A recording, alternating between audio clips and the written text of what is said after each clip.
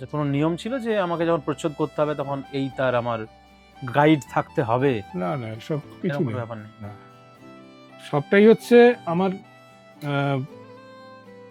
অনেক সময় অনেক কাজ হয়েছে কি আমি বড় করে ফেলেছি, সেটাকে আবার ছোটও করতে হয়েছে, এসব হয়েছে। যতটা প্রয়োজন ততটা কাজ করলেই হলো। আবার আবার অনেক লেখকের লেখা পড়েছি যেগুলো পড়ে আমাদের ভালো লাগেনি, এমন একটা ছবি আঁকলাম যাতে উনি হয় লেখা ছেড়ে দেবেন, বুঝতে পেরেছি, নয় নতুন করে লেখা শিখবেন।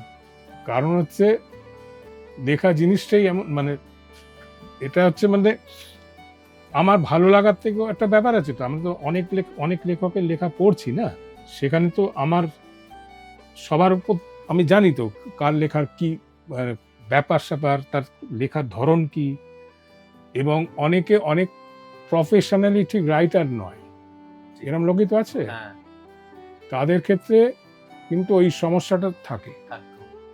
তো সেগুলো পড়তাম এবং তারাও এসে আমাদের এরকম করতো যে একটু এরকম করে দেবেন, ওরকম করে দেবেন, বুঝতে পেরেছেন? হ্যাঁ। কিন্তু আমি বলতাম যে আমি যেটা করবো সেটা আমি করে দেবো, আপনাকে কিছু দেওয়া